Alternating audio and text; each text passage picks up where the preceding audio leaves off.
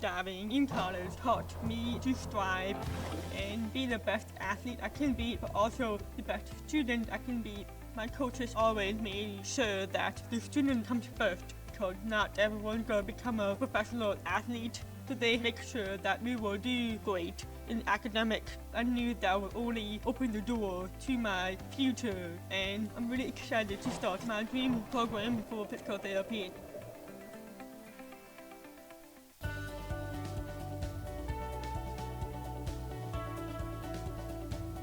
I just wanted to get good grades and to do well, but it also made me realize that I have a lot of career goals. You're there to get a full college experience, not only participate in your sport, but participate in things outside of that, and it's all about growing as a person. My coaches have helped me with figuring out who I really am. Their lives are dedicated for us to succeed.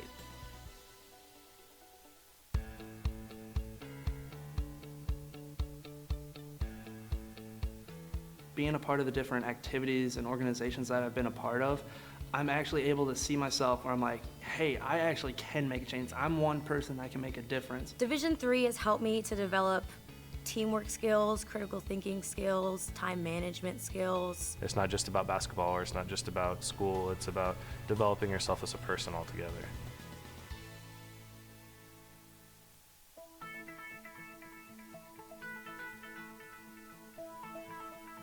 College has given me the flexibility to pursue my passions and my interests, and I've recreated my identity for myself aside from just being an athlete. My greatest personal discovery has been that I am capable of doing things that I didn't know I was capable of doing. To be able to study what I wanted to and continue to play the sport I love, all of those things came together very nicely in one package in Division III. Football has taught me a lot throughout my life. It's definitely had a huge imprint on who I am as a person. Competing at a Division III level created that opportunity for me to go to college. Not only was I the first one in my family to graduate college, but I was really the first one to even go. Being the first one, I'm breaking that cycle. Welcome to Turner Gymnasium on the campus of the University of Lynchburg. The Lynchburg Hornets Sports Network and Flo College proud to present Old Dominion Athletic Conference quarterfinal volleyball. It's tournament time in the Hill City.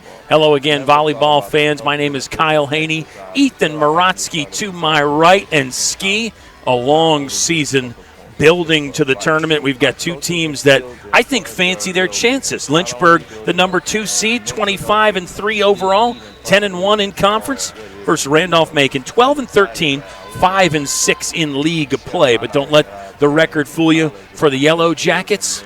And Ethan, I'm excited to be working with you again. And I know you and I have both been talking about postseason volleyball. It's a different vibe. Yeah, it's going to be an amazing game. Playoff volleyball. Obviously, we got the stats up here. It's pretty much all Lynchburg. The defensive stats for Randolph-Macon, same as Lynchburg, 1.6 blocks per set. But realistically, you got to throw all the stats out of the way. This is playoff ODAC tournament play. It's going to be a ton of fun. We expect a great matchup between these two teams. Well, you and I were discussing deceptively good Randolph-Macon team at 12-13. In their last 10 matchups, they've played 7 opponents that are either ranked or receiving votes. Now, Lynchburg is in that category. These teams played a couple weeks ago. Lynchburg got the sweep on the road in Ashland. But all 3 sets were pretty close, pretty competitive. I think I got some numbers there in that regard here in just a bit. But it's a Randolph-Macon team, again, that they probably wanted to have a better regular season than they did, Ethan, but they're here. They're in the tournament. They've got a fighting chance. And if you're Lynchburg, you're trying to continue this dream season. Kevin Cardoza in his second year. The team is 25-3. The team is the 14th ranked team in the country according to the NPI, the Power Index, which is how the selections for NCAA play will be made, even though Lynchburg just in the receiving votes category again for the coaches poll. But that NPI has the Hornets looking really, really good. Yeah, I completely agree. And if you're Coach Kevin Cardozo and company, you love where you're at, because this is a team that really lately in the last couple of years, you've had a little bit of success with Coach Kevin Cardozo and company taking their first playoff win since 2017. There you see him right there, Coach Kevin Cardozo. His team has been absolutely outstanding this year following a success from last year's team. But they made a couple changes, had a couple transfers. You have Cade Hardy transferring from Mercer, Alexis Scipione transferring from Richard Bland, and Jacqueline Bryant transferring from Juniata. So this is a great turnaround for this Lynchburg team. And on the flip side, Randolph-Macon, like you said, obviously you want to have a better season, but you're in the tournament. You may be the 7th seed, but really anything can happen come playoff time in the ODAC. The collective units are a lot of fun to watch. We've got some individuals that we will be targeting and will be very fun to watch. Our players to watch for tonight include on the Lynchburg side, Kate Hardy. It's Maya Good on the Randolph-Macon side. Ethan, both of these players have put together some fantastic seasons.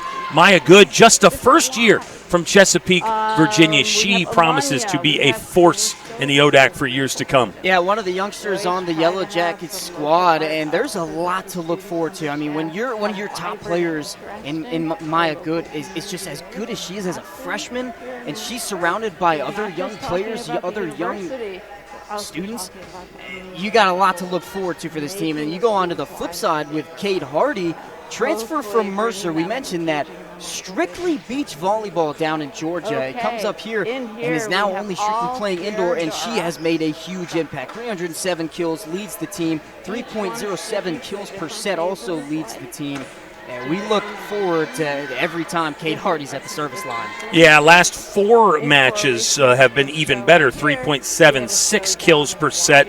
And you mentioned her serving. She racks up about 13.5 points per match. So she'll get a lot of kills, she'll get a lot of aces, and she'll get a few blocking points here or there as well. Kate Hardy, very, very important to Lynchburg's success moving forward. It is tournament play. Win or you're out. You keep winning. You're in the semifinal on Thursday. Lynchburg is the 2 seed. We'll run down the rest of the bracket for you here as the evening goes on. But it would be an upset for Randolph-Macon. 12-15 last year for the Yellow Jackets. 19-10 a couple seasons ago. And Lynchburg, I found the stats. In the game that these two teams played on October the 22nd, there were 22 ties, 12 lead changes. Third set had 10 ties itself and 6 lead changes. So this should be a competitive match. Might be 3, might be 4, might need the whole 5 sets tonight, Ethan. Yeah, everything really wouldn't surprise me with the hot season that Lynchburg's had. I mean, they swept so many of their opponents, and so you go over the stats where, again, we can't mention it enough. This is playoff volleyball, ODAC volleyball, so really everything is in the cards, and we're super excited to watch both these teams just go at it in a dogfight tonight. National anthem coming up next. We'll have the starting lineup, and we will meet you at the net for an ODAC quarterfinal between the Hornets of Lynchburg and the Yellow Jackets of Randolph-Macon. Coming up next on LHSN and Flow College. Needs as well as the entire Lynchburg community, so come on, see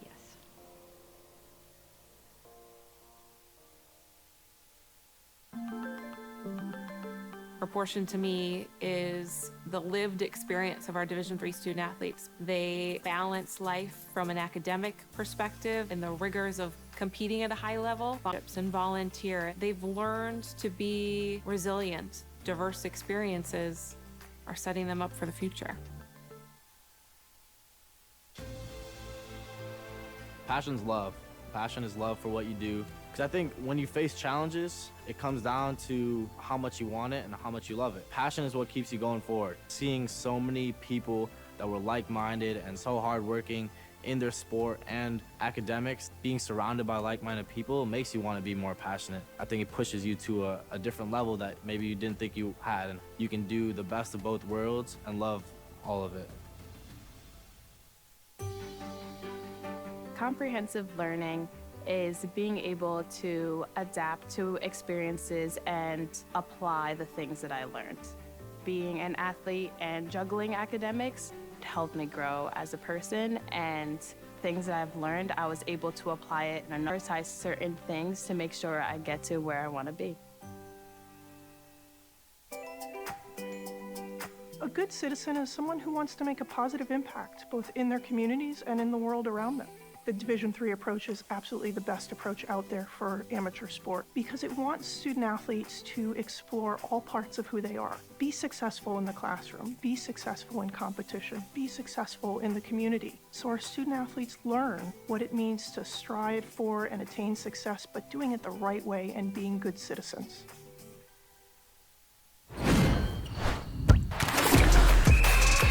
Welcome to the Campus Recreational Department at the University of Lynchburg. We believe in a student-centered approach to recreation, making sure that all students have fun and engaging activities that promotes wellness, personal growth, and community building.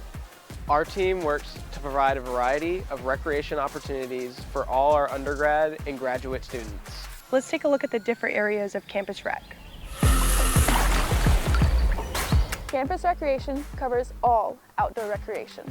Our team offers dozens of trips per semester, maintains recreation facilities on campus, and offers outdoor certificates and leadership training. Intramurals is open to all students who wants to play on a team.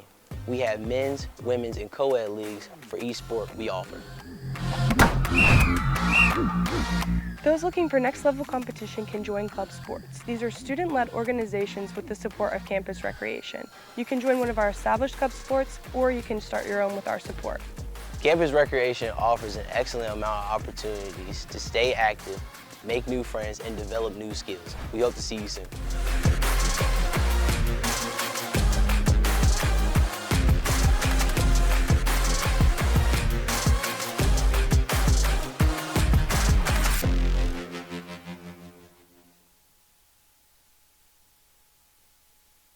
Think a private education is too expensive? Think again. At the University of Lynchburg, you can get a personalized education for the cost of a state school. If you're commuting and you get our top scholarships, you could pay much less. And you get all that without the hassle of giant lecture halls. Our faculty know your name here and do more than just teach. You might even do research together and plan out your next career moves.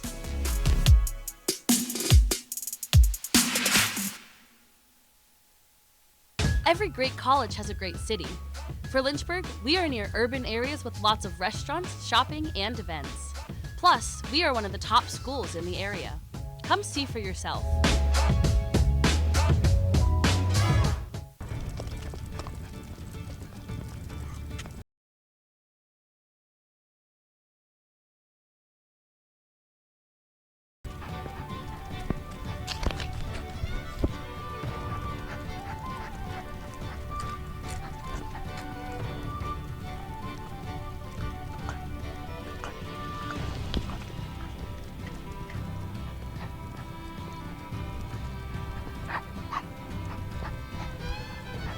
Get your career in the game by enrolling in the University of Lynchburg MBA program with an emphasis in sport management.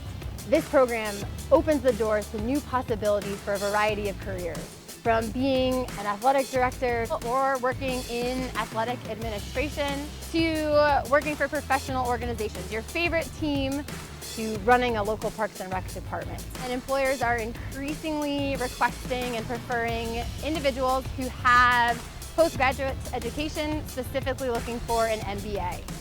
And so the University of Lynchburg Sport Management concentration in the MBA program sets you up for success, and it sets you apart from the many other people looking for jobs in the industry. Learn from winners. Here you will learn from professors and mentors who have spent their careers doing exactly what you want to do. Increase your marketability in an $83 billion industry. If you have a 3.0 GPA, the GMAT is waived. There's no application fee, admissions occurs on a rolling basis, and our online program is ideal for working adults. When you enroll in this program, you enroll in the opportunity to learn from the best of the best. Your professors have a wealth of experience working in the sport industry that they share with you in the classroom setting. Get in the game by getting your MBA with a sport management concentration at the University of Lynchburg. You know, Hollywood, here I come. Hey, I meant, yeah. No, Lindsay Piper's here. Autographs there later. Want to have some outdoor adventures while getting a degree at the same time?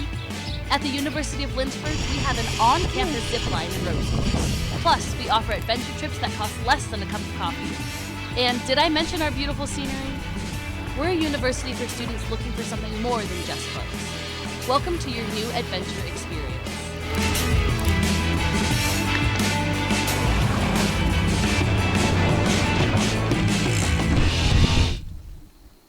When creating a sustainable future, your choices matter, even your choice of a college. The University of Lynchburg is the first college in Virginia to go carbon neutral. Our dining hall is green restaurant certified. We compost all of our food waste and purchase our electricity from landfill gas. Now we're turning a hazardous lake into a thriving urban wetland. When you choose Lynchburg, you Welcome back, volleyball fans. Kyle and Ethan back with you on a Veterans Day Tuesday. We'll send a salute and a hello to any veterans out there and all their families, and we'll say thank you for your service and all the active duty military members as well. We've got ODAC Volleyball quarterfinal action here in the Old Dominion Athletic Conference Tournament. Lynchburg 25-3. It already is the second highest win total, Ethan. They won 25 games back in 1980, 26-4 campaign in 81. So a win here tonight would match the highest win total for Lynchburg, and that actually predates NCAA play. So we could say this is the best NCAA season that Lynchburg has ever had, but close to the best in school history, and they could equal that mark tonight. Yeah, I think that's definitely looming on Coach Kevin Cardozo's mind, but they're definitely not worried about that. They're worried about Randolph-Macon the game at hand. Obviously, like you said, one win away from tying the most wins in a single season. This is history that we've been lucky enough to watch all season, Kyle, and hopefully it's going to continue today for the Hornets and with just a great game between the two teams. We'll run down the starters here. First for the visitors, Randolph-Macon. They'll be in the black jersey. It'll be number 1, Maya Good. Number 4, Caitlin Smith. She'll be the setter, and more on her in just a moment. Number 5, Marie Hall. Number 9, Lily Macias. Number 10, Ella Courtney. Number 12, Sydney Wade. Number 16, Grace Ostvig. And number 23, Trinity Mackley. For Lynchburg, their starting lineup will feature, it's basically an 8-player rotation, Ethan. It'll be Alexis Scipione, Cassie Blackmore, the libero, one of the liberos anyway. Number 13, Tori Williamson. Number 16, Ava Meinhardt. Number 17, Kaylee Keogh. Number 19, Leah DiNardo. And number 22, Kate Hardy. And we will see a heavy dose of Jacqueline Bryant and also Maya Green out there as well. Yeah, Jacqueline Bryant, Maya Green, they're one of the two I like to call dynamic duos where they're really only in whenever each other is. And so if Jacqueline Bryant comes in, you're going to see Maya Green. And it's the same way with Kate Hardy and Alexis Scipione. Whenever Scipione's in, Kate Hardy will also be on the court, the two dynamic duos. But this is going to be a really great matchup. I want to highlight Alexis Scipione with a little bit of a player comparison between the setters. I mean, we expect, obviously, the heavy hitters are something that you look for, but it really comes to the assists and the setting when you think about it. And Alexis Scipione is someone who has been absolutely fantastic this year, leads the team in assists with 670, next to Caitlin Smith for the Randolph-Macon Yellow Jackets. 99 sets for Scipione, 79 for Smith, and we expect a really great matchup in the middle. Scipione, another one of those transfers, not on the squad last year. I know you and I speak at length about Kate Hardy and Jacqueline Bryant. Why wouldn't we? They're great players. But Scipione's in that quality transfer category as well. She has really helped this team take another step. Getting Maya Green back has helped this team take another step. Having Jana Leak, who can mix in as a third option as the setter, has really helped this team take another level. And Lynchburg has done that this year at 25-3. They have stepped up 19-12 last season.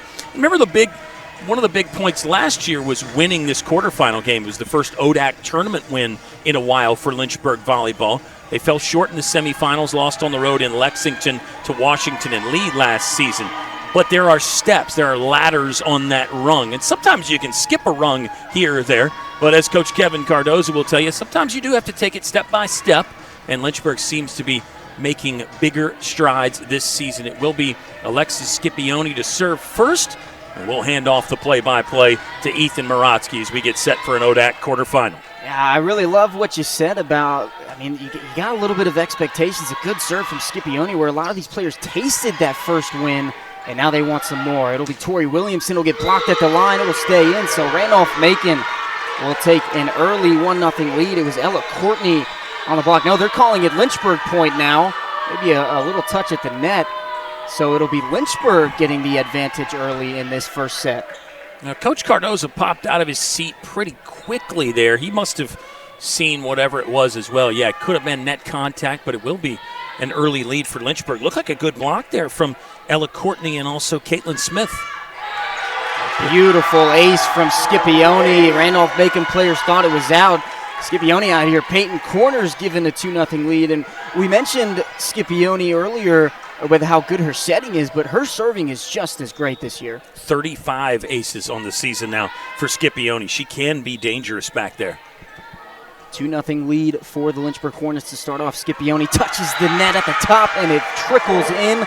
2 serving aces in a row for Alexis Scipione, the transfer from Richard Bland. Yeah, give her 36 now. It's good for 4th on the squad in total aces.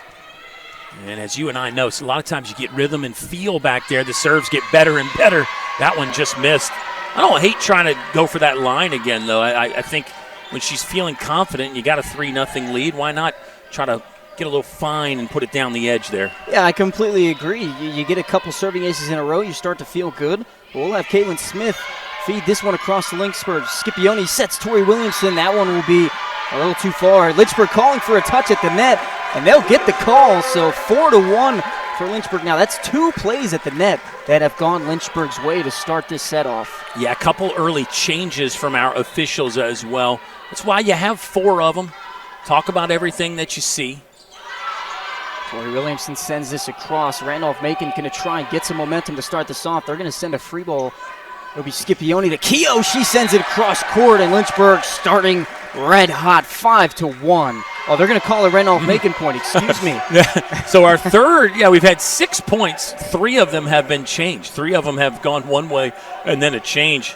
What a big hack there from Kaylee Keogh. Let's expect more of that. Looks like she might have the fastball switched on and ready tonight, as you can maybe take another look there and see what happened. Kaylee Keogh sends this back towards Macon, and that set a little too high. A little bit of an early jump from Ella Courtney, so it will go towards the way of the Hornets. And now it'll be 5-2. We've, like you talked about, we had a couple net jousts where we didn't really know who, or we thought we knew who was going to at first, but they got called back. But it'll be Lynchburg 5, Randolph-Macon 2. Blackmore will send this across. That one going into the rafters. It'll be Ostvig that'll send it across. Good dive by Blackmore. Ava Meinhardt keeps it up. Keogh's just going to send a free ball across. Randolph-Macon with a good try. Ostvig again finds an open space. It'll be point Randolph-Macon. Yeah, good job by Randolph-Macon to re-attack right there. They were out of system on the first swing, but the Yellow Jackets seem to be finding some traction, finding a little bit of footing here. I think with an aggressive team, with how aggressive Lynchburg is, if you're Randolph-Macon, you got to give it right back, and we'll probably get that from Courtney. She sends that one. Looked like it might have gone too far. Tori Williamson keeps it in, but Ava Meinhardt, the middle blocker, she's one of the veterans on this squad now, and she's one of the few players that tasted that playoff victory last year, and she's really taken a step up on this team.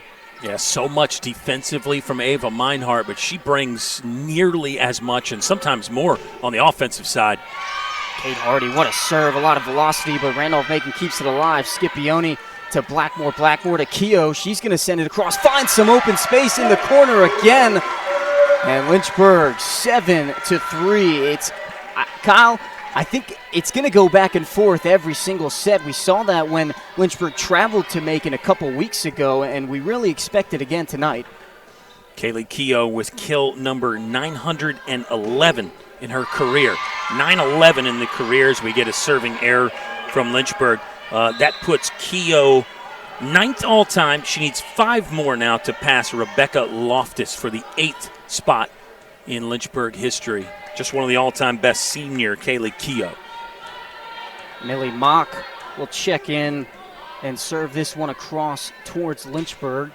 It's a good one, dug out by Blackmore. Maya Green to Jacqueline Bryant. It's going to go back towards the Lynchburg side, but out. So A great job from Maya Green and Jacqueline Bryant. That's the dynamic duo we mentioned before this contest started, and how well they've really bonded on the court together. To me, it starts with that good housekeeping from Cassie Blackmore. Great dig pass. Speaking of career numbers, Cassie Blackmore came into the match with 1,026 digs. I know she's got 2 already, might have 3 or 4. Ostvig is blocked at the net. A beautiful job from Ava Meinhardt. Oh my goodness, Ava Meinhardt, she's got a couple Defensive Player of the Week awards this season, and she's showing exactly why right there. Yeah, they've been calling her the Great Wall of Lynchburg. Plays like that, you can see why. Pretty appropriate nickname. Nice help from Jackie Bryant. A little misset from Caitlin Smith, somebody we highlighted earlier with how well she's done. And it'll go point Lynchburg 10, Randolph-Macon Yellow Jackets 4. So Lynchburg Hornets starting to carry away. Kaylee Keogh just catches the top of that net on the serve, but it was a great dive from Sydney Wade to keep it alive, but it looked like none of her players really wanted to run into her. So we'll get an early timeout from head coach Kelsey Goodman, and we'll stay right here and we'll have a little talk about Coach Kelsey Goodman. And this is her first season at the helm for the Randolph-Macon Yellow Jackets, but she is accustomed to the ODAC. This is nothing new to her. She played 4 seasons at Roanoke College and played in 92 matches for them. Well, and another interesting note, especially in regards to this matchup, she was the head coach at Guilford last year. Lynchburg matched up against Guilford in this quarterfinal match last year, so it's a little bit of deja vu for Kelsey Goodwin in her first season at Randolph-Macon, in the midst of a 6-1 run right now for Lynchburg. So I think a really good time out there for Coach Goodman. Don't let this first set get away from you, because she knows, and we all know from watching, once they get that locomotive cranked up, you don't want to be on the tracks when it comes rolling through. So I think a nice move, stop the momentum here, try to go over a few keys with your team, maybe 1 or 2 tactical adjustments, and then get back out there and see if you can get back in set number 1. Yeah, I completely agree with you, Kyle. Calling a timeout early when Lynchburg going on a run, it's really, you're trying to ice it. It's like when you call a timeout late in a football game, you're trying to ice that kicker. So you're trying to just slow the momentum down, trying to get something going for your side. But if Lynchburg has anything to do with it, they're one of the most aggressive teams in the ODAC, and they're going to keep going at it. Kaylee Keogh will send it across. Smith will serve up Ostvig. She'll poke it across, and that's exactly how you want to come out of a timeout. Ostvig just placing it perfectly. Yeah, deft touch right there for the first year from Fredericksburg. It's another young roster for Randolph-Macon. We see that so much in the ODAC. It seems like every team that's come into Turner this year, we've been saying young talent. Watch for them in the future. Randolph-Macon's got a lot of young stars. And they'll be blocked at the net. It was a great job from Lynchburg to keep it alive, but even better recognition from Maria Hall. Great job. Now you cut the lead down to 5, and you're thinking, if you're Randolph-Macon, it's time for yourself to go on a little bit of a run, close this lead down in set number 1. 11-6 in favor of the Hornets. Ostvig will send it over. Maya Green will set up DiNardo. She'll push it. Excuse me, that was Jacqueline Bryant. And it'll be blocked at the net. Meinhardt keeping it alive. Green up to Tori Williamson. She's going to try and go deep. Can't get it to go. They'll try good. Our player that we highlighted, she's blocked. She keeps going at it. Keogh can't make a play. So another great rally. The longest rally we've definitely seen tonight. And a great job for the Yellow Jackets. 3-0 run out of the timeouts. That speaks to the good coaching there from Kelsey Goodman to use the break at an advantageous time. Nice possession from Randolph-Macon, and they had to rebuild a couple times after Lynchburg blocks. Got the point. Jacqueline Bryant tries to go near court, but can't get it to go. Another point, Randolph-Macon, a 4-point run now with Ostvig at the service line. Yeah, that'll make you feel good as a coach to see your team go on a 4-0 run after that timeout. Ostvig will send it across. Keogh with a dig. Maya Green going cross to Tori Williamson. She's going to send it far. Kept alive by Ostvig. It'll be good. Sending it over, Cassie Blackmore, another dig for her. Back to Tori Williamson, takes a tip at the net and falls. Lynchburg finally collecting a point after the timeout. We'll have Leah DiNardo check back in for Cassie Blackmore. That's what Lynchburg needed there. Get in system, get the setter Maya Green taking the second touch. She's got all her options there and went to a good one with Tori Williamson. 3rd in terminations as a freshman, 1st in kills last year. Ava Meinhardt will send it across, set from Smith. Over to Good, kept alive by Keogh. It'll be DiNardo at the middle, can't get it to go, blocked back to Lynchburg. Tori Williamson tries, looked like it caught a touch at the net. A little bit of a redirection to where Lily Macias couldn't get any hand on it, but another point for Lynchburg. And after a 4-point run after a timeout, we'll take another look here. Yeah, just looked like a little bit of a redirection, but after a 4-point run for the Hornets after a timeout, getting 2 straight points is really great for your team. Good, she'll send it across a little too far. Great call from the Lynchburg Hornets. There's that communication aspect, Kyle. Yeah, great communication by Lynchburg in the right place there, so you know where that ball is going to land, as Kevin Cardoza giving some instructions to Ava Meinhardt to serve. I think Lynchburg might want to put the foot on the accelerator here. Yeah, I completely agree. You've got a 6-point lead. You want to keep it going. Smith going back to Good. She's just going to hit this one across. Maya Green up for DiNardo. It'll be point Randolph-Macon. Looked like it might have gotten a touch, but a good call from the Yellow Jackets. So we saw good communication from Lynchburg, and then Randolph-Macon gives it right back in another great play. Yeah, I think a good setup there. Nice set from Maya Green to Leah DiNardo. Just a little bit too, trying to be a little bit too sharp on the angle there, I think, to hit the sideline. Tori Williamson trying to find some open space. Good will send it across, blocked, kept alive. Courtney sets it up for Good again. She'll send it far. Keogh keeps that one alive. Green to DiNardo, trying to get it right back. We're going to have some contact at the net. It'll be point Lynchburg. Yeah, a lot of that was Leah DiNardo there. You could tell, I think, after not scoring on the previous exchange, she probably wanted the ball back. Maya Green got it to her one time. Then there was the duel above the tape right there, the tail end of it. Nice shot there on the replay, the LHSN team. Hard at work, as always. Lynchburg by 6. Scipione back in the game. A great serve. Randolph-Macon trying to keep it alive. They will send it across. Blackmore to Scipione. Scipione behind for Kate Hardy. Oh, my goodness. And that is the power that you get from the grad transfer in Kate Hardy. Full send. Absolute full send there by Kate Hardy. Another timeout on the court. And you will get another look at it. Yeah, block just a touch late, and you have to be so perfect to slow down Kate Hardy. That time, Yellow Jackets defense was not. It's tough to keep the ball alive. We talked about head coach Kelsey Goodman. Let's go to the other side and talk about Coach Kevin Cardoza, somebody that I luckily enough get to talk to a lot, almost every day, but you gotta love this guy. Second season at the helm for Lynchburg.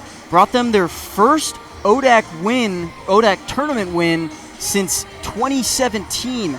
Look at that. Second season, 44-14. Loves Wild Weed Wednesday at the CAF here in Lynchburg. And that's the fantastic touch that we need. Because we can give you stats all day, right? But you can go find the stats online if you want to. And you should if you want to, fans. Go to lynchburgsports.com. But the insider information there about the Wing Wednesday in the cafeteria. At Lynchburg Cafeteria, they take a back seat to nobody. It's high-quality food. Gotta love it. And I know Coach Kevin Cardoza does, and his assistant coach, Thomas Chandler, it's the exact same way. But this is a coaching staff that you really have to think that they kind of flipped this whole program around where, again, you gave them your first semifinal berth since 2017, and at the same time, you're hoping you can give Lynchburg their first title game since 2014, but you got to win this first one against Randolph-Macon. Getting some crowd shots here of a Turner Gymnasium that is filling up as we speak. More and more people coming in. Randolph-Macon always travels well. They've got a good cheering section. Scipione, a good serve, but Randolph-Macon keeps it alive. It goes back to Kate Hardy. Lynchburg keeps it alive. Scipione just going to send it to Tori Williamson. Serve a little too far next to the net, so it'll stay on Lynchburg's side for a Randolph-Macon point. And so, again, a good timeout called by Coach Goodman where you come right out with a point right away, and at this point you really want to go back on another 4-point run coming out of a timeout. Keogh keeps it alive. Scipione, Tori Williamson from the back almost got it to go, but a great job from Osvig to keep it alive. Scipione going right up to DiNardo. What a block. Oh my goodness. Ella Courtney, a beautiful job, and coming out of the timeout, you get that first point where Lynchburg kind of caught on the back foot, and now a beautiful block. We talked about how well this Randolph-Macon defense has been, and Courtney is a huge reason why. Back to the youth movement. She's a sophomore, kind of a skyscraper, too, at 6'1". Good hit from Kate Hardy, but another block. It'll be poked over by DiNardo. Cassie Blackmore kept it alive. Keogh up to Tori Williamson. Takes a tip. Kept alive. Is Macon going to get it across? It looks like they will. They'll send a free ball over. Leah DiNardo to Scipione. Scipione to Tori Williamson. A little bit of an early jump, but she gets it across. And Randolph-Macon a little bit of confusion at the net, so another great rally for both these teams. Yeah, the takeoff for Tori Williamson didn't match the set, and I think it actually fooled Randolph-Macon a little bit. The mishit kind of ended up working there because it just landed in that no persons area. Termination for Tori Williamson. Tori Williamson serving now. Good will set it up for Millie Mock. She'll send it over. Scipione behind her to Kate Hardy. Oh, there it is again. Kate Hardy, how do you do? Unbelievable stuff from the transfer. Sent. Period. Exclamation point. She's had a couple big fastballs today. Again, her right arm, it works so well. I say it every time, Kyle. We need to get a radar gun out here and see how hard she's hitting it. But another great hit from Ella Courtney. She's really stepped up for the Yellow Jackets, just kind of poking it in no man's land. And we were just talking about how hard Kate Hardy was hitting it, but you don't need that every single time, and Ella Courtney will be the one to tell you. Yeah, that was the shot right there for Ella Courtney. Perfectly placed. Sophomore's got some game. Yeah, Good will send a good serve across. Scipione will set DiNardo. She swings across, and DiNardo will send a free ball. Scipione sends a free ball over. She gets a kill for herself. And sometimes it just falls in the right place at the right time, and that's exactly how it was for Scipione. Yeah, that worked out well there. And those are the plays that you have to win. Those are the points you have to win if you want to be a great team. Yeah, you have to be able to attack in system as Blackmore sends one into the net. You have to be able to run your offense and get your pin hitters looks in your middles, but you have to be able to win some of those scramble points, some of that unsettled play. You have to be able to come out with some points in those exchanges, and Lynchburg did there. Ella Courtney, she'll send it across. Scipione going across to Kaylee Keogh. What a hit. Kept alive by Good. Randolph-Macon just finds some open space underneath the block. It was Ostvig. Plays like that can really flip it around. It looked like Lynchburg had a good jump on it. It was Kate Hardy and Ava Meinhardt in the middle, but just kind of poked it underneath them. File this under broken record territory, but Ostvig, another young talent, freshman, first year, incredible. Kate Hardy, another hard hit, but it will not go. It'll be Randolph-Macon point. Lynchburg pleading for a tip, but it'll be point Randolph-Macon. So they're starting to come back now. You've only got a 4-point lead if you're Lynchburg. Obviously, you're almost at that 20 mark. But Randolph-Macon, they're going to keep it close the entire way, especially come postseason time. Yeah, Jackets continue to fight. You love that. You expect that in the tournament, as you just kind of alluded to there. I think we'd be shocked to see any of the 8 teams in the ODAC tournament in the quarterfinal tonight, when they get down, just kind of roll over and play dead. Everybody is going to keep fighting. Keogh will send a free ball over. Smith sets it for Ostvik. She'll just have to poke it across. Scipione behind her to Hardy. It's blocked, but can't be kept alive. Kate Hardy, we're going to be calling her name all night, it feels like. We have in set number 1, and you got to think, it's playoff time. You got to transfer that play D1 Beach. She's now playing for Lynchburg D3 indoor. She's somebody that you can look for in the playoffs. Oh, I think so. She's a big game player, won that state championship when she was in high school. I think she's really excited. Wow, speaking of the right arm working, I think Kate Hardy, after that ace, is proving how excited she is to play in a packed gym again, a noisy gym, a playoff setting. She's going to rise to the occasion for sure. A playoff gym back in her hometown. She's from just down the street in Rustburg, Virginia. As she'll serve it across again. Another great serve. It's going to go back towards the Lynchburg side. Scipione, an early set for Meinhardt. It's blocked, kept alive. Kate Hardy to Keogh. She'll poke it across, trying to force something to go. And it'll be Hall. No. It'll be Randolph-Macon points, so a little bit of a mix-up. But again, a 5-point lead for Lynchburg. You're getting close to that crunch time in set number 1. But Randolph-Macon, you got to get a couple more points to go in a row. You can't just go 1 for 1 with this Lynchburg squad. Agreed. You got to get really hot here if you're the Yellow Jackets, and they're probably starting to feel the pressure in set 1 a bit. Ava Meinhardt trying to find that backcourt. Ostvig going across, kept alive by Scipione. Maya Green to Keogh. She'll just send a free ball over. Randolph-Macon set from Smith. It'll be good from the backcourt, kept alive by Green. Blackmore sets Bryant. She's going to go cross court. A great job from Millie Mock. Ostvig's just going to poke it, try and find some open space. Good eyes from Lynchburg. Kate Hardy going cross court, Bryant. A little net joust there. It's going to stay on Lynchburg's side. Bryant just hits that top of the net. It stays on her own side. Point Randolph-Macon. Out of system multiple times there, and Bryant tried, as you said, to go cross court.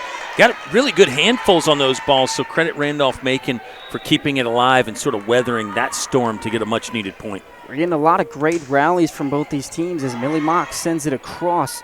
It'll go backwards to Keogh. She'll send it into that corner. Nobody was there. Nobody wanted to be there with that velocity behind the hit. 22-17 in favor of the Hornets. 3 more points for Lynchburg to take set number 1. Yeah, power and precision on that swing from Kaylee Keogh. I do think she's trying to lean on the fastball a little bit more tonight. Keogh send it across. Trying to keep it alive is the Yellow Jackets. 4 hits, and that'll be another point for the Lynchburg Hornets. Kaylee Keogh doing it in front of the net and at the service line tonight. She's such a good player. Second on the team in aces. I know it's at least the second time I've said that. She gets another one. I'll have to give you the stat again. Sydney Wade will just send it across. A little bit of a net joust. They'll call it Randolph-Macon point as Ava Meinhardt tries to keep it on the Lynchburg side. So 23-18 now in favor of the Hornets. Yeah, so the door's not completely closed on set 1 here for Randolph-Macon. Libero number 23, Trinity Mackley, went back to serve, but might have not been the right rotation. Instead, it's Grace Ostvig. Jackets need, again, to get really hot here from the service line. Ostvig, somebody we've called a couple times in set 1. It'll be Bryant. Finds some open space. She loves that cross-court kill, Kyle. Yeah, it just sets up that angle perfectly. She's an outstanding athlete, good leaper. She can kind of hang in the air, make some of those mid-air adjustments. I don't know, that set looked to be perfect for Maya Green. I don't think any adjustment was necessary. Set point. Ava Meinhardt sending it across, trying to finish it. A great job by Macon Smith. Setting up Maria Hall, kept alive by the Hornets. Oh my goodness. Smith again for Hall. She pokes it across, finds some open space. Again, caught that Lynchburg outside, just a little bit off guard. And so now you get a little bit of breathing room, but not really too much. It's still set points. Our second point, and now Trinity Mackley will head back to the service line. She'll send it across to the Hornets. Keogh keeps it alive. Cassie Blackmore will send it up. Brian will just have to send it across to the Hornets. Courtney to Hall. That was good. Great job by Cassie Blackmore. It's Bryant's turn as she hits the top of the net once again. The Bryant, another transfer for this Lynchburg squad, and she's another one of these players that loves to be aggressive at front of the net, but it can be costly sometimes. Tori Williamson to Maya Green. DiNardo trying to find some open space. Kept alive, a net joust. Lynchburg can't keep it alive, so Randolph-Macon going on a little bit of a run with their backs against the wall. Yeah, Jackets not giving up right there. Maybe a slight miscommunication as the ball came rolling over there. I think it was Williamson and DiNardo. Lynchburg, this is why you do the hard work early in the set, so you don't have to be perfect down the stretch. Got a little wiggle room. Green to Tori Williamson, catches a touch at the net. It'll fall out, and it will be set number 1 for Lynchburg. ODAC quarterfinal matchup between the Hornets and the Yellow Jackets. Lynchburg takes set number 1. We'll step aside. We'll bring you some stats coming into set number 2, and I'll hand it off to my partner in crime, Kyle, for that one, here on LHSN and FloSports.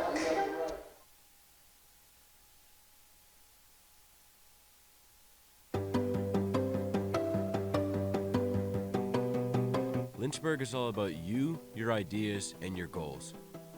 We've got one professor for every 10 students, so you can get all the support you need. In the classroom, in the lab, or in nature. You'll learn by putting yourself out there, and we're right there with you.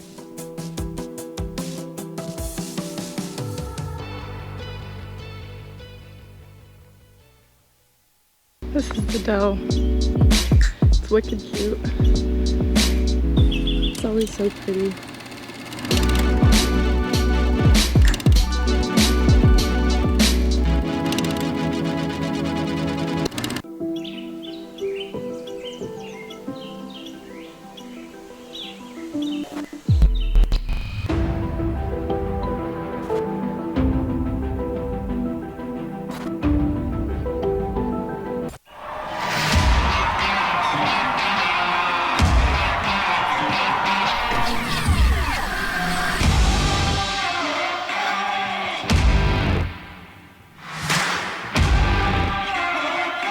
It's almost April, and you guessed it, Give Day is coming.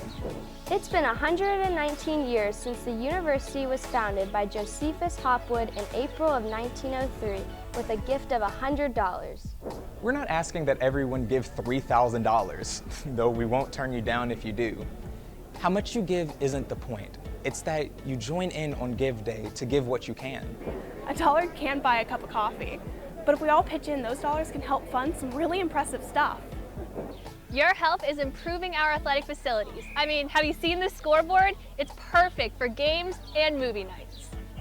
It may not be flashy, but you've helped update the AC in Hopsigler, and that's huge. Think about it. We've got a cadaver lab in here. And if that isn't your thing, this digital anatomy table was also funded with help of people just like you. Set 1 in the rear view, set 2 in the windshield. Lynchburg leads 1-0 after a 25-21 set 1.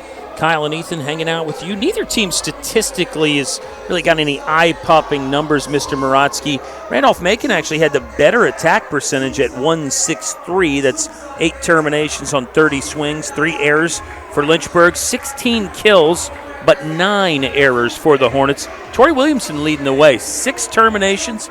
Kate Hardy's got 3.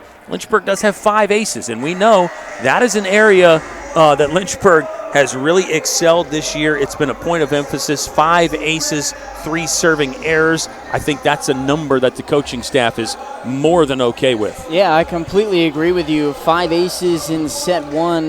You have the 3 errors, but ultimately you win set 1. And I agree with you. It's something that they've definitely put a point of emphasis on this year, and they've done a tremendously better job at it than last season. It's something that has propelled them past all the other teams this year. Grace Ostvig leading the way with 3 terminations for Randolph-Macon. She gets 1.57 kills per set, so she's a little bit above her average right now. She's only played in 53 of their 88 sets coming into the match.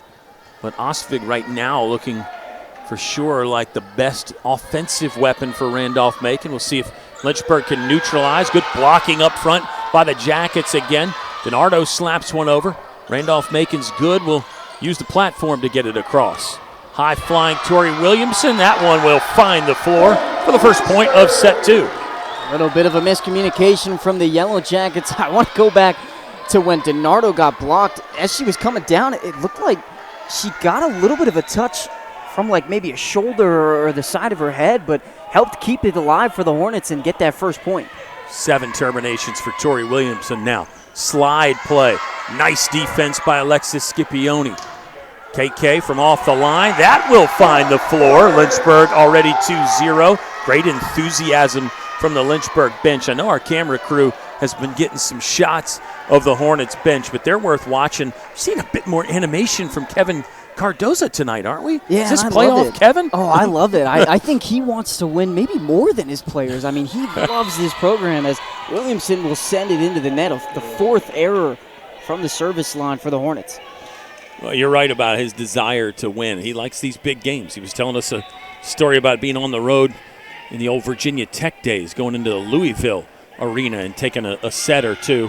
How thrilling that was. Kaylee Keough, she's a thrilling player but got sent back. Blocking continues to impress for Randolph-Macon. That should be blocking point number 3 for the Jackets.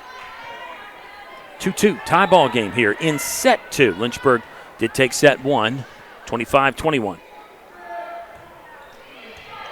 Kaylee Keough will take the first touch. There's Scipione setting up Hardy, had to adjust. Free ball for Lynchburg. Let's see where they go this time. Scipione, other side. Keough dug up nicely, but then off the rafters. Play on. Wow. Fun play right there, and those are, again, those unsettled moments that really make the game so much fun. Randolph-Macon doing well to keep that ball alive and get a point.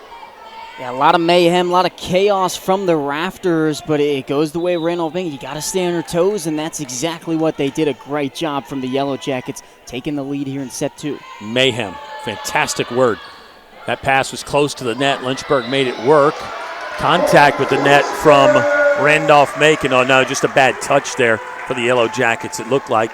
Tied up again, 3 apiece. Set 2, Cassie Blackmore to serve.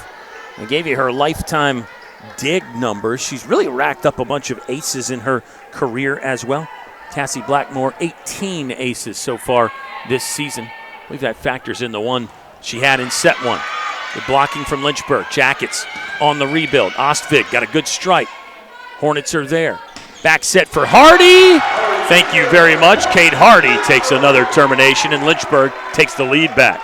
Kate Hardy, again, we highlighted her a ton at the beginning of the first set, and why not at the beginning of the second set? She's so crucial for this front line of the Hornets, and she's showing exactly how she has helped this squad this year. I misspoke. Blackmore did not have an ace in the first set, but maybe she'll get one here. Good play by Ostvig to push that off the outside arm of Hardy, tooling the block to tie us up one more time, 4-4. The first meeting between these squads in the entire match, give you the number again, featured 22 ties. There were 10 of them in the third set alone. So this should not come as a surprise at all to the volleyball fans that are paying attention. Speaking of surprises, sneak attack on 2 by Scipione. Fantastic touch there by the setter. I don't know about you, Kyle, but I think that's got to be one of my favorite plays that every setter has in their back pocket. It's just so fun to just see it. It's so random, but it's so lethal at the same time. I totally agree. It's like that little special sauce on the burger. It's great. Wow, this hard serve from Hardy will result in an ace. Once again, she continues to impress. She just launches those thunderbolts, man, whether it's serving or when she takes off for a kill attempt. Kate Hardy is must-see. There's some steam behind that serve. What a toss from Coach Kevin Cardoza. Giving it to one of the ball boys, too. Oh, don't give him too much credit. There comes another bolt from Hardy that will lead to back-to-back aces. Lynchburg rolling now. Kelsey Goodwin used a couple well-placed timeouts in set 1 to give Randolph-Macon some nice momentum blocking and keep the Jackets in set 1. I wonder if another ace would result in another timeout from Coach Goodman. Let's see. Hardy's got another one. How about a 3-pack? Trip aces off the top of the deck for Hardy, and she's going to keep going. Lynchburg doubling up Randolph-Macon. And I love the word bolt. I mean, we're going to have to start calling her the Zeus at the service line. I mean, this is unbelievable stuff from Kate Hardy. She's got 4. Waiting on another.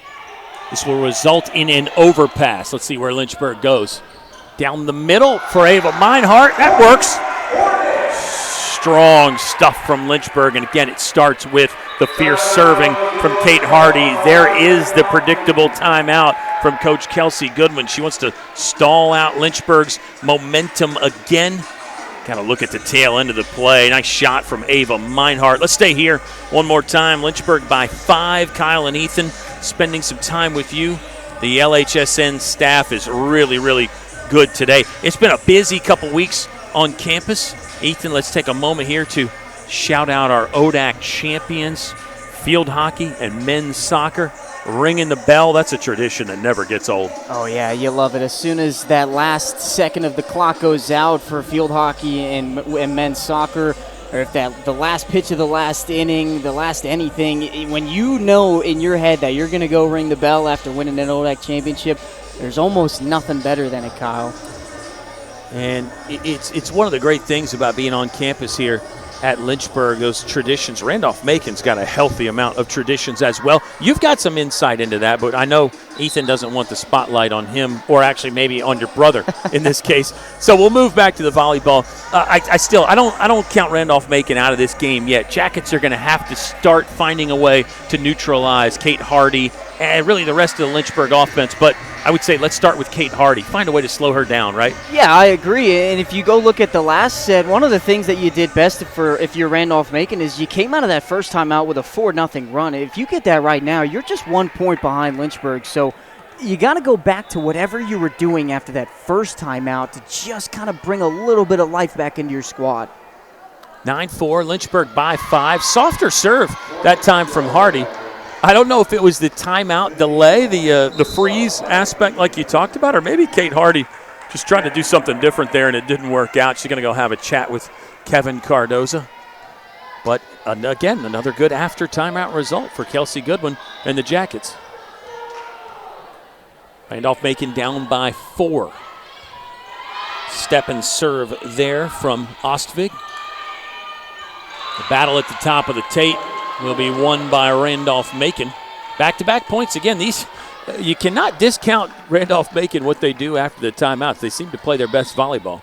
Yeah, I completely agree, and you really want to use that to your advantage. It's something where if you are down and you get that timeout opportunity, something you can look forward to after.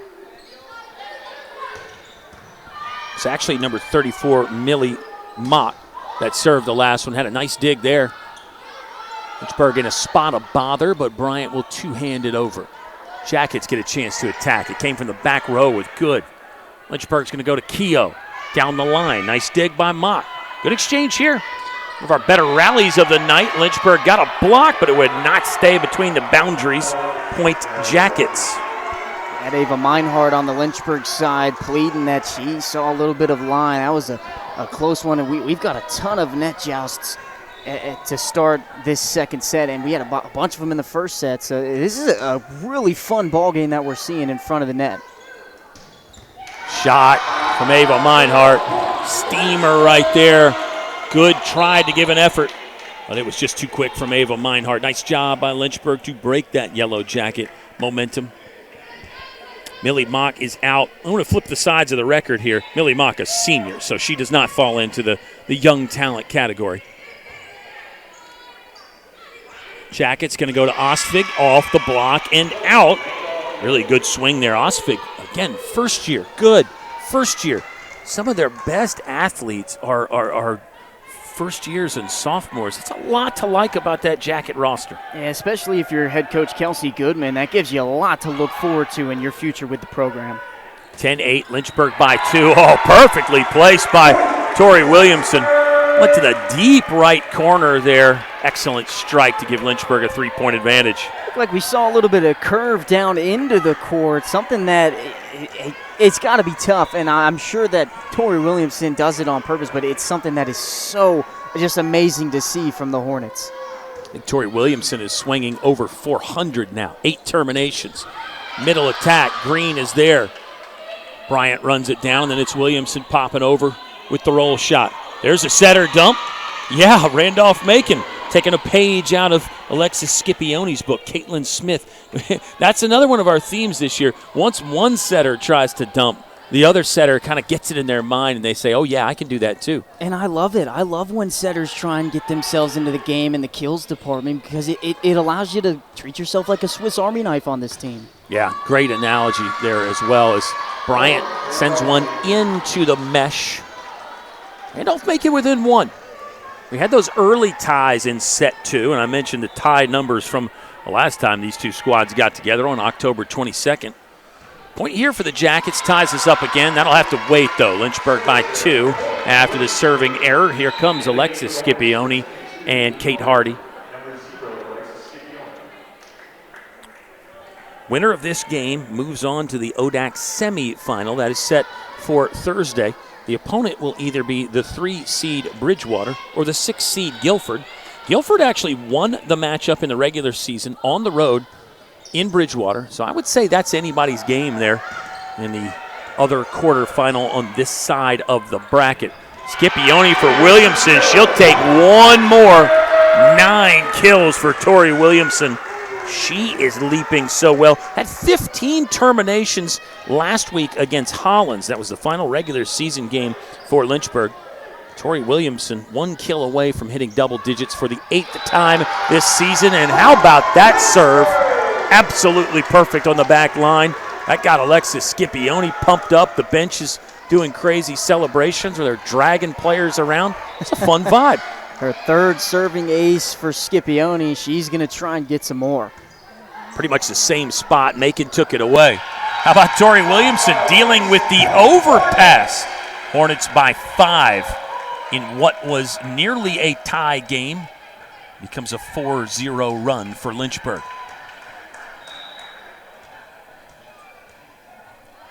Scipione has got the feel right now. Another great one. My goodness. Lynchburg dealing aces off the pack. That should be 10 aces right now for the Hornets as a team. 10. You gotta love to see it, Kyle. This is a team, again, struggled a little bit last year, but they have just gone right at the problem. They are so aggressive at the line. Doesn't result in an ace, but a free ball might be just as good. Williamson once more. She'll get more as the block will not stay in play. Tori Williamson with 11 kills now. Lynchburg is rolling. Timeout on the court. We'll catch our breath and bring it back. Set 2 action. Lynchburg leads 1-0 in the ODAC quarterfinal. Remember when we had problems with the dam? Well, we've been working with the city to replace the old bridge, add the new traffic circle. And with your support, College Lake is turning into a new urban wetland that students can learn in for years to come. I mean, the Lynchburg Fund helps everywhere. Lynchburg started with a $100 gift. That gift, combined with 119 years of hard work, dedication, and love, turned into all of this. Imagine what your gift can do.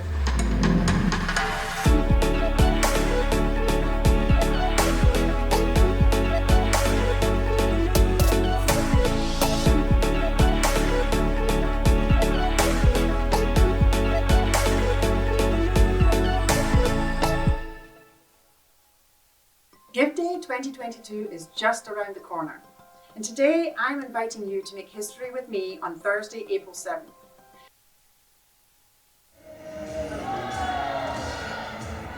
Our producer, Joe Brennan, just reading our minds. We were checking out the bench vibes and all the fun that they were having, and you got a little glimpse of it there with some choreographed celebrations, but then also some freelancing involved there for the bench players as well. Yeah, I love it. A little extra energy is something that's really helping this Lynchburg team just do that much better, because obviously it's not all about the performance on the court. It's not all about your best players on the court. It's about some of these players that give you the energy in the court or on the side of the court. 6-0 run stalled out by a good swing from Maya Good. Another after timeout result for Randolph-Macon. I mean, it's uncanny. I wonder if Kelsey Goodman knows her runs after the timeout. She's got to be one of the best in conference. I know there's a lot more to it than that, but it's fun to think about. Lynchburg by 6. Whoa! Hang on to your hats. Kate Hardy is swinging again. Another big pounded ball right there for Kate Hardy. Man, you just, again, I'll say it again, broken record. We need a radar gun in here. I got to see the MPH on that swing. Heavy-handed for sure. Lynchburg by 7. Jackets in a bit of trouble, but it's over the net. Where does Lynchburg attack? How about down the middle for DiNardo? Nice dig. On the back line by Ostfig. Good from off the net. There's Blackmore. Scipione going to go to Hardy again. One more time. Kate Hardy with another missile. Kate Hardy, how do you do? Oh my goodness, just taking the game by storm, taking the second set and controlling every little bit of it. We mentioned the point out of the timeout for Macon, but Kate Hardy says, no run for you. 6 terminations now for Kate Hardy. She was a part of that tag team block, but the ball will not stay on the Macon side. The Jackets will get a much-needed point. 11 terminations for Tori Williamson. Kate Hardy next with 6. Meinhardt and Keogh have 3 apiece. And Lynchburg 10 aces as a ball club. 4 apiece from Hardy and Scipione. Keogh rejected. Platform set from Blackmore. Tip shot from Hardy. That works too. She's got the whole bag tonight. She's got the heater, but she's got the soft serve ice cream as well. What a touch. And I love it, being able to do both at the same time to just help you dominate even more. It's so awesome to see. Blackmore to serve. This feels like A+ volleyball in set 2. for Lynchburg, doesn't it, Ski? Yeah, absolutely. And in the beginning of it, the first half, it was really close. Yeah, nice fight from Randolph-Macon. But Lynchburg just continues to wear you down with the scoring options. Case in point, Kaylee Keogh, flight 17, cleared for takeoff. 21-12, Lynchburg's really become a dominating second set after what you mentioned was completely accurate. Those early ties, early fight from Randolph-Macon. Lynchburg did put their foot on that accelerator. Middle attack, almost felt like a mishit from Ella Courtney. Hardy, one more time. Dug up by the libero. Oh, what a play by Blackmore. Good effort by Cassie Blackmore. Goes wide. And now Randolph-Macon maybe in that keep fighting mode. It's an uphill battle, but you got to try to keep chugging along if you're the Jackets. 21-13 Lynchburg.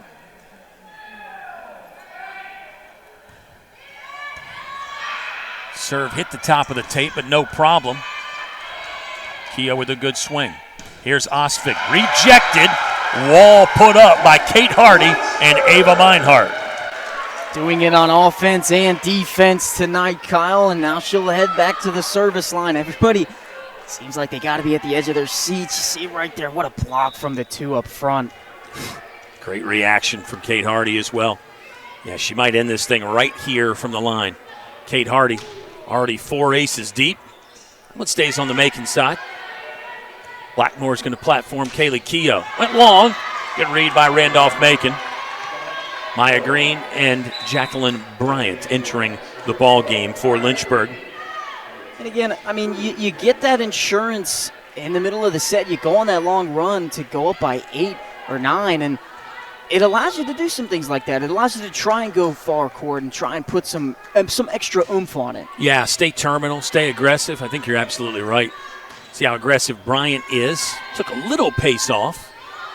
Ostvik from off court, handled by Blackmore. Green to the middle for Meinhardt. Little slam dunk straight down. Ava Meinhardt with what should be her 4th kill of the night. And she's over 500 as well. Ava Meinhardt putting together a sneaky good set. 23-14. Kaylee Keogh to serve. A little bit shorter. Macon didn't have a great time with it, but it will lead to Maya Green having to dive to rescue it for Lynchburg. More good housekeeping on the defensive side. And Bryant with one that she would love to have back.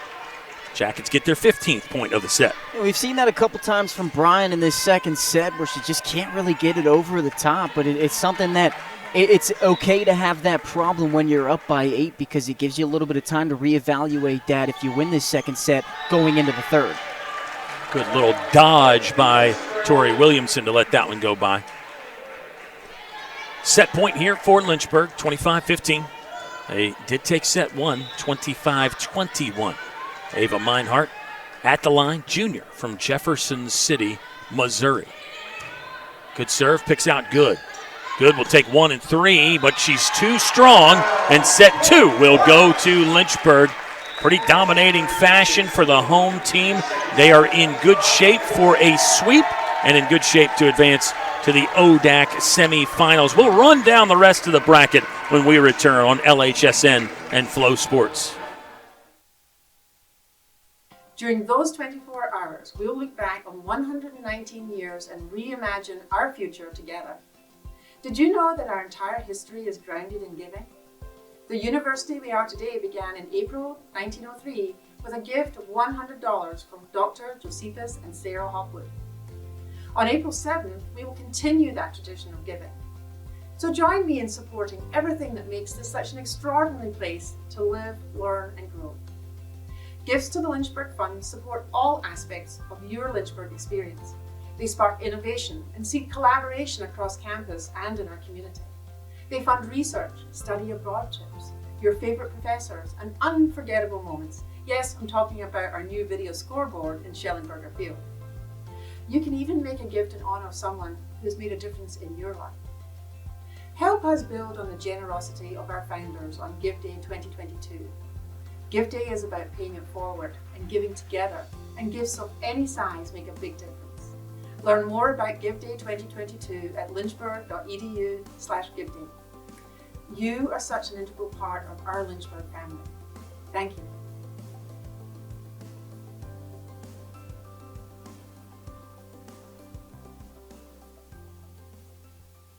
Hi, I'm Barbara Rothamel, Director of the Dara Museum of Art here at the University of Lynchburg. I'm really excited that we can show you what we do here at the Dara Museum. We hold exhibitions throughout the academic year, changing them at least once during the course of each semester. Our exhibitions range from thematic concepts, works by specific artists, and really fortunately this spring we have works of art by our art faculty.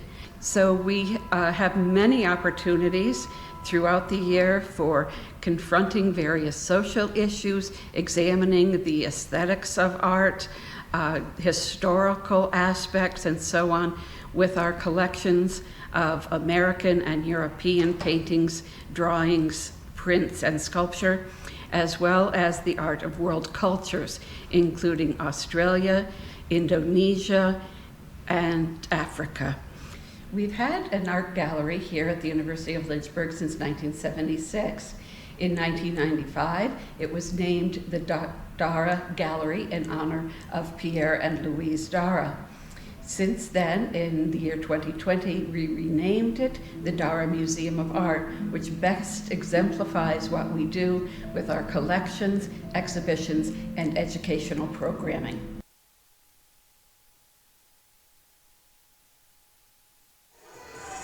And we welcome you back into the Hill City, a beautiful, cold Tuesday night. Thank goodness we're indoors. Lynchburg playing Randolph-Macon. The Hornets are up 2-0. We'll jump right into the playoff standings. Remember, it's an 8-team format. The top 4 seeds will host. So, of course, Lynchburg hosting Randolph-Macon. But you really look at that juggernaut at the top. Virginia Wesleyan 11-0 in the ODAC, only losing 1 game all season. Lynchburg did go on the road and take a couple sets against Virginia Wesleyan. Hornets feel like they would really have a fighting chance if those two teams match up again. Wesleyan the 1, Lynchburg the 2. Wesleyan is the 6th ranked team according to the NPI in the country. Lynchburg 14th. I'll give you some more of those numbers. Bridgewater 50, Washington and Lee 60. So Bridgewater and Washington and Lee, they might need a situation where they have to advance to the tournament final to get in the NCAA tournament. If you win the tournament, you're in. Based on the NPIs, it looks like Lynchburg and Virginia Wesleyan are going to be in without having to win that tournament. They'd be in line for an at-large bid. Bridgewater and Washington and Lee, maybe not. Good, sends this across, kept alive by Scipione. Blackmore to the corner with Tori Williamson, finds some open space. They start this third set off exactly how you ended in the second. We'll go back to that second set. Really, it was close in the first half. A couple ties, some lead changes. Randolph-Macon were really keeping Lynchburg on their back foot, but Lynchburg, after that second timeout, they Macon called, really just put it on them and just wouldn't stop coming forward towards them. Beautiful save from Blackmore. She's going to dive again to keep it across. Oh, my goodness. Good. Blocked, but kept on the Lynchburg side. What an exchange from both these squads, and a great job from Maya Good to just send it across and end that rally. Oh, my goodness. You want to go back to that Cassie Blackmore, that double dive. Yeah, it's too good from Cassie Blackmore, and a little machine gun rally, a little rat-a-tat-tat from both sides, exchanging fire. Tori Williamson, looked like it might have caught the line. Referee stuttered a little bit, but ultimately a little too far from Tori Williamson. Could have gone either way. I think that was the correct call. We'll give our great referees We'll give them the call there. Kaylee Keough kept alive. Scipione up to Kate Hardy. Blocked but kept on the Randolph-Macon side. Point Lynchburg. We are tied up at 2. I think that might have been Randolph-Macon's first lead of the match there at 2-1. I want to double check that, but leave it to Kate Hardy to change that. She is a game changer. She is a match ender. What a talent. Tori Williamson, a good serve. Smith to good. Hits the top of the head of Leah DiNardo. Randolph-Macon will extend their lead to 2. Gotta love Maya Good's game, too, and the stats don't lie. You look at total attempts. She came in with 220 more than the next closest player, 220. So she is definitely the A option for Randolph-Macon. I think you can see why, as they had a little friendly fire collision. I think everybody's okay. Macon will get the point. They'll have a chance to sort it out now. It was Cassie Blackmore on the end of that play. Tried to keep it alive, just stayed on that Lynchburg side. It'll be good back at the service line. So 4-2, Randolph-Macon. That one a little too far, so a serving error is a point back to Lynchburg, 1-point game, and that's something that you really want to stay away from when you have one of your only leads of the ball game. You want to do anything you can to keep it out of Lynchburg's hand. For sure, fine line. I mean, you have to serve aggressively, but I think you're right. When you're chasing and you're down 2-0 like Randolph-Macon is, really got to try to get more of those balls on court, put a bit more pressure on Lynchburg. 4-4 tie ball game with Blackmore serving for the Hornets. Whereas if you're Lynchburg, you're up 2-0, you can really kind of serve with reckless abandon. Nice touch right there to find the donut. Fantastic shot.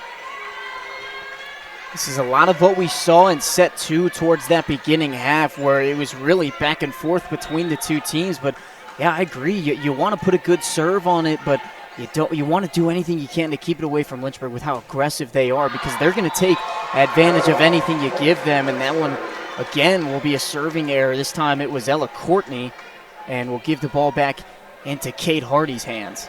If you look at Randolph-Macon's serving numbers, 2.2 aces per set as a team, 2.5 errors as a team per set. Lynchburg is 2.5 aces per team, but almost 3 errors per set. So again, Lynchburg does serve aggressively, and that will lead to a few more service errors, but that's part of the calculus and the equations that Coach Cardoza and his staff do to find ways to win.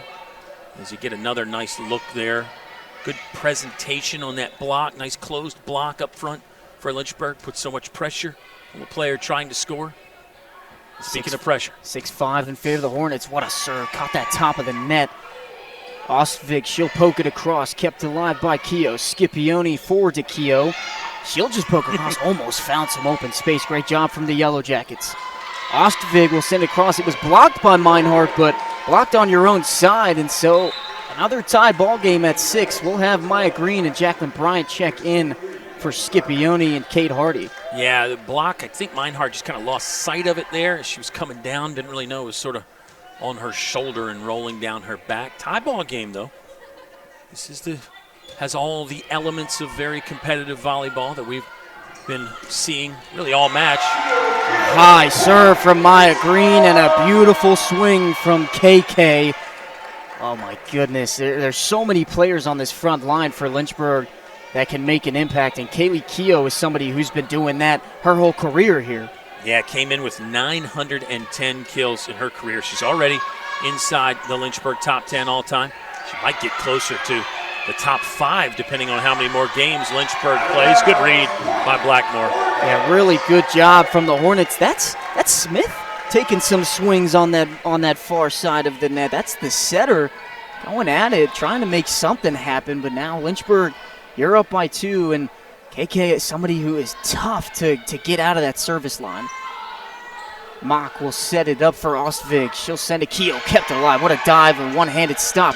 Up to Bryant. She finds that corner, and Lynchburg takes a 3-point lead now. Yeah, fantastic effort. One-hand diving dig by Kaylee Keogh. Gets a nice soft touch. Allows the bump set there for Jackie Bryant, who takes care of the rest. Keogh sends it across again. Ostvik trying to just find that far end open space. Keogh, she's just going to send a free ball over. Millie Mock will set nobody. A little bit of a miscommunication for the Yellow Jackets, and you're down 2-0, and now you're down 4 points to Lynchburg in set 3. That's something that you've really got to limit if you want to come back. Yeah, you just can't have that right now if you're Randolph-Macon. You have to be perfect, have to execute. They're capable. Misread right there will lead to a Kaylee Keogh ace. Lynchburg continues to serve it well. Season high aces this year for Lynchburg is 16. It looks like we got another timeout.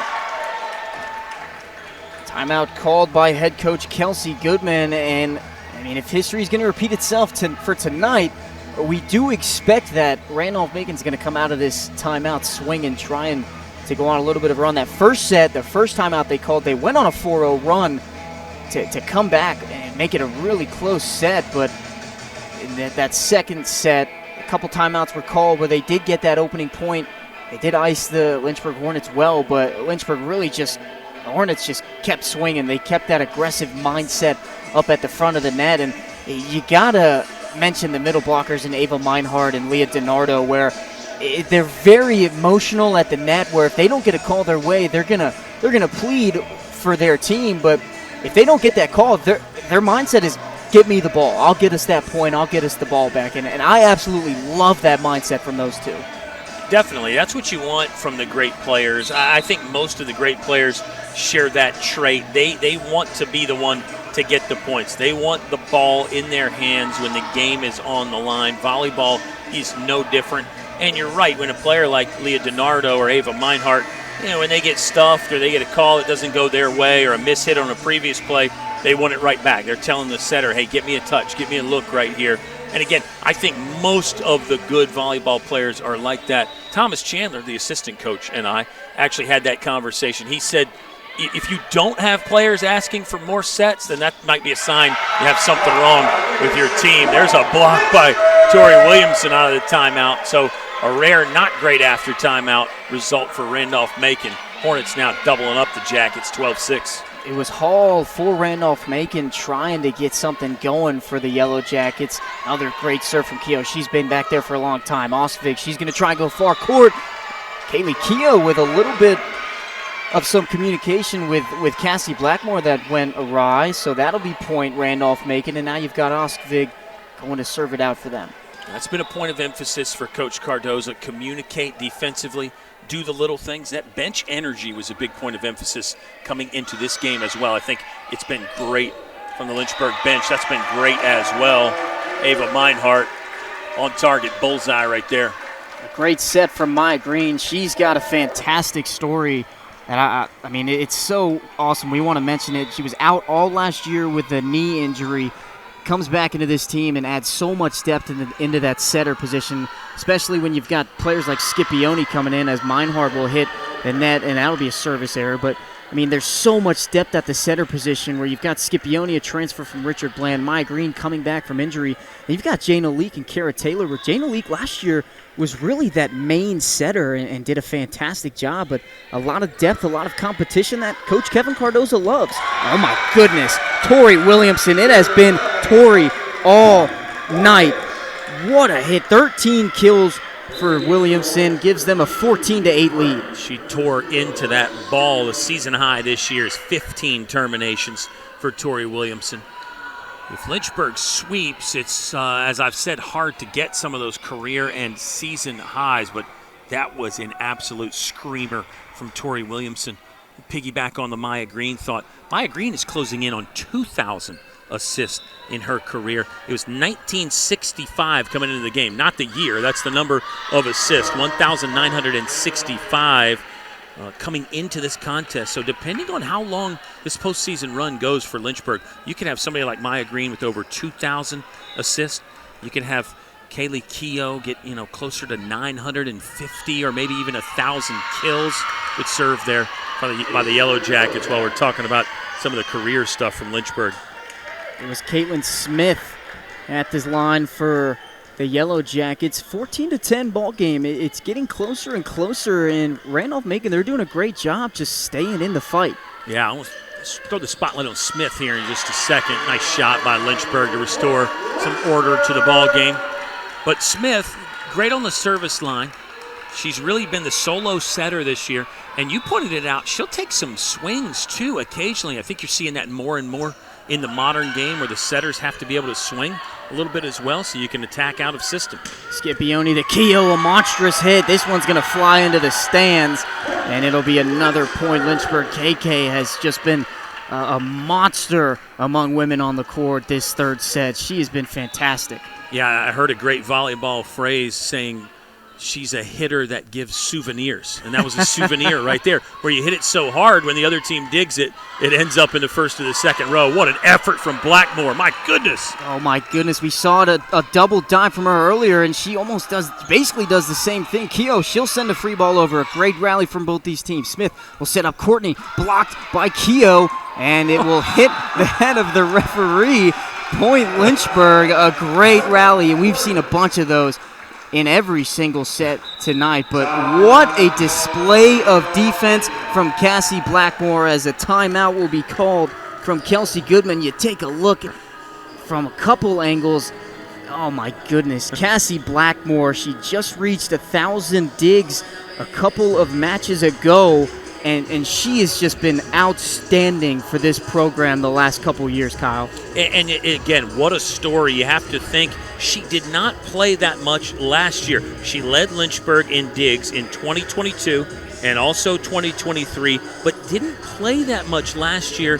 And even to begin this season, wasn't really playing every set. Look at the numbers here coming into the match. Lynchburg had played 101 sets. Cassie Blackmore has played in 77 of them. But when you watch Blackmore tonight, you see what a difference maker she is for this Lynchburg team. Great energy, great athleticism. She's a big-time runner in the offseason. I think she runs marathons in the offseason.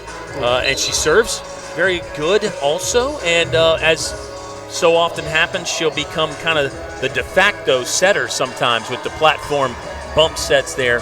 Cassie Blackmore, really, really fun to watch. Number 2 for Lynchburg, senior from Nolensville, Tennessee. And we talked about the depth at the setter position for the Hornets, but the libero and defensive specialist position, you've got it there too with Cassie Blackmore, Morgan Clark, and Abby Barlow. But Blackmore, she's really found herself into that main role on the squad where she's on the court. It almost seems like 95% of the time. You know, for sure, though, a great comment about the depth. Emma Cash is another one, talented sophomore that is right there in the mix, and we've seen play some and give Lynchburg a spark. Scipione to Keough, takes the touch from Smith, and it'll be point Lynchburg, an 8-point lead. So again, this third set, the script has flipped coming out of that timeout, and Lynchburg has taken the first points after both of them, and Tori Williamson will stay at the line. Another great serve, Smith. Oh, man, she almost got it to go. She did get it to go. My goodness. And again, absolutely love that play, love the thought process, having that in the back pocket. It's more so to just catch the other team off guard, but I absolutely love it. For sure. She's a really good player. She's averaging over half a kill per set, so that tells you she's doing that probably 2, 3, 4 times a match. Kate Hardy coming up the middle is blocked. You don't see that too often. She'll just send it across Smith. She'll set up Courtney. Courtney, a little bit of a high poke. Scipione sets behind her. Kate Hardy can't block her twice. Kate Hardy. We've called her name so much, and there's a reason why, Kyle, and she extends the lead back to 8 for the Hornets. Yeah, here comes another souvenir ball right there into row 8 or so. Kate Hardy, you're absolutely right, though. We're running out of accolades for her. This was so fun about the great players. They just do it over and over again. That time, Blackmore couldn't pull another rabbit out of her hat like she's been doing all game long, but a nice effort. Good point by Randolph-Macon. Ella Courtney to serve.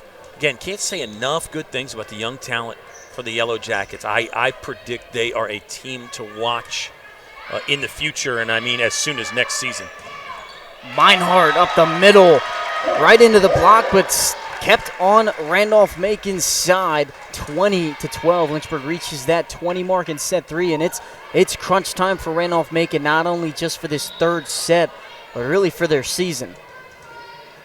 Lynchburg, we've mentioned foot on the accelerator. This feels like more like foot on the throat at times. Another boomer from Hardy.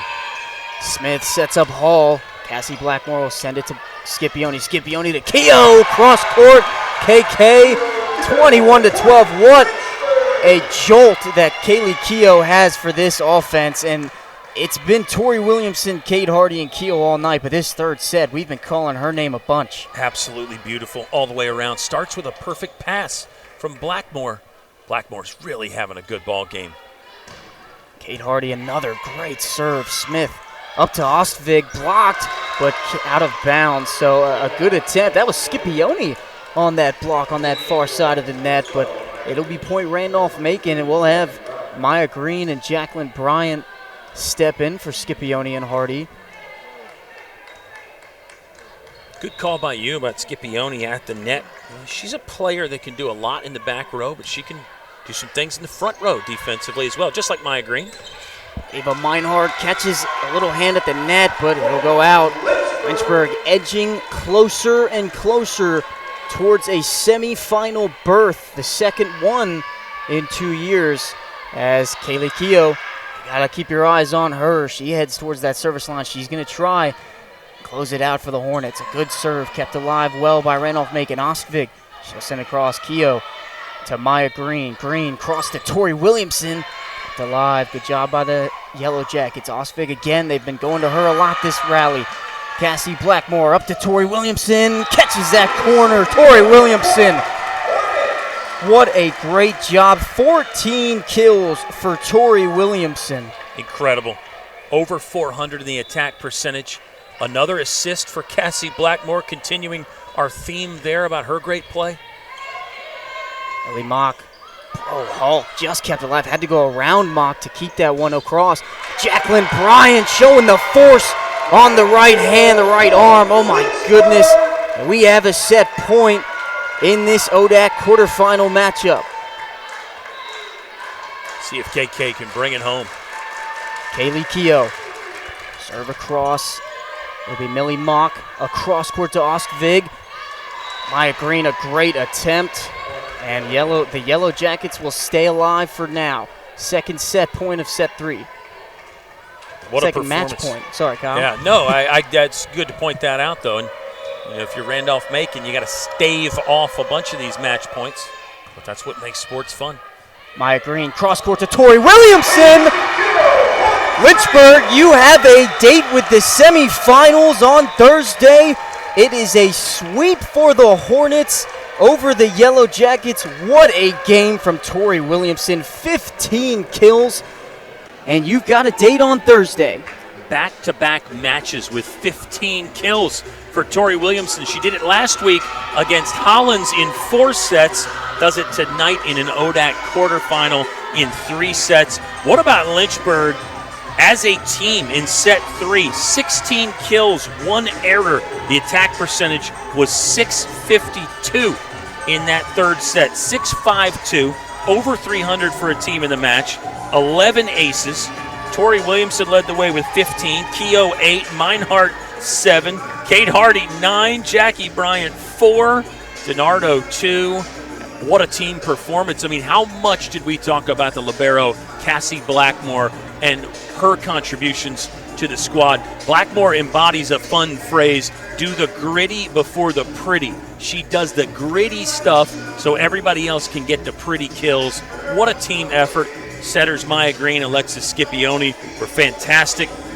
Randolph-Macon will end their year at 12-14. Best of luck to Coach Kelsey Goodman as she moves forward in Ashland. I think that Jacket team is going to be very, very fun to watch in years to come. Yeah, very bright future for the Yellow Jackets. And now for the Hornets. With that win, they tie the most wins in a single season. They're going to try and break that on Thursday.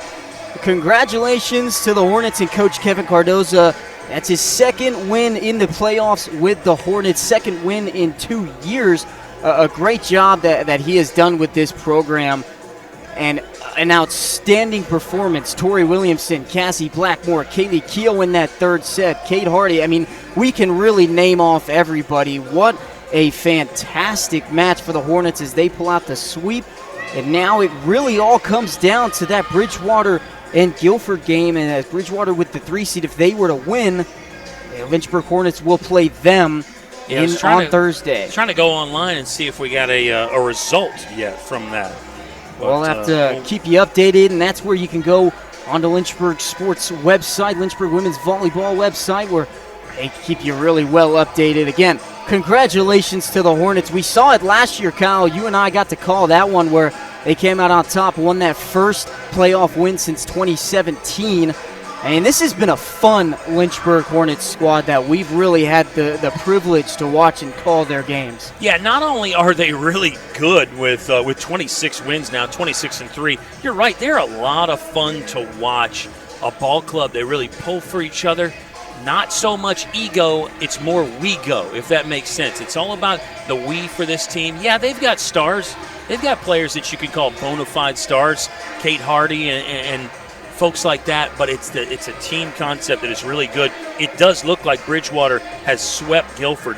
Looks like Bridgewater beat the Quakers 25-21, 25-13, 25-20. So that means a date with the Eagles in this gym on Thursday. That was the Code Red game from a month or so ago. Can Lynchburg find a way to win that ball game, maybe without a packed house? I'll tell you, though, if we get a house and a crowd like it was tonight, it might rival the vibes for that Code Red game, for that ODAC semifinal in 48 hours. Lynchburg won that match in 4 sets over the Eagles, but I imagine Bridgewater, they're going to want some revenge. They've got Stoop, who's been absolute outstanding player. She's definitely going to want some revenge. But, well, on behalf of the LHSN crew with Jonas, Riley Turner, Manu, Cruz, JP, and our amazing director, thank you, Joe Brennan. He's given us a wave. We had a ton of fun. For Ethan Morotsky and my best friend, Kyle Haney, we thank you so much for watching and listening to this ODAC quarterfinal playoff matchup. We will see you Thursday night on LHSN and FloSports. Thank you very much.